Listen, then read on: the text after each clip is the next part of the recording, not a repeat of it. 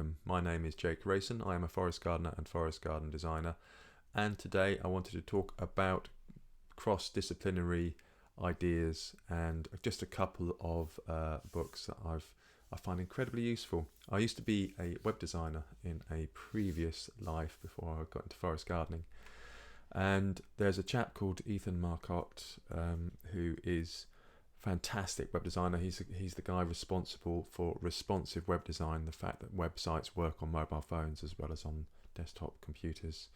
And this is one of his favourite books, and actually my dad who was an architect, he actually had it in his kind of collection of books, so I read it because of what Ethan was talking about it. So how buildings learn, what happens after they're built, and it's about design, and it's about the interaction of people with their environment, and there's so many things in there which relate to gardening and gardening design as well.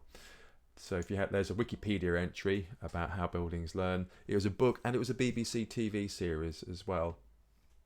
And it's written by a chap called Stewart Brand, who's a really interesting guy. There's a whole load of stuff that he does. He's on Wikipedia.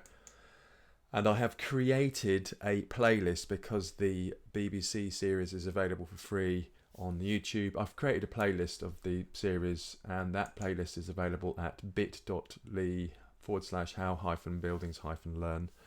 And yeah, it's so worth a look. If you're at all interested in design and how people use spaces, it's a fantastic read, and a really kind of interesting TV series as well.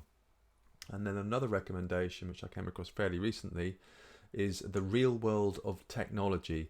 And this is by an academic called Ursula Franklin. Really interesting. Quite an old book written back in the 1990s, but just prescient. And yeah, I haven't actually read it yet or listened to it yet, but really interesting, and lots of ideas that are applicable to a whole range of different disciplines. And I think this is what's kind of so interesting about gardening generally, and forest gardening in particular, is that it draws upon so many different traditions in a kind of really interesting way.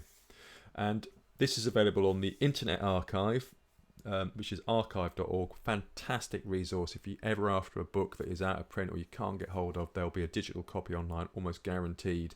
And they do audio and video clips and games and all sorts of stuff, so very much worth a look.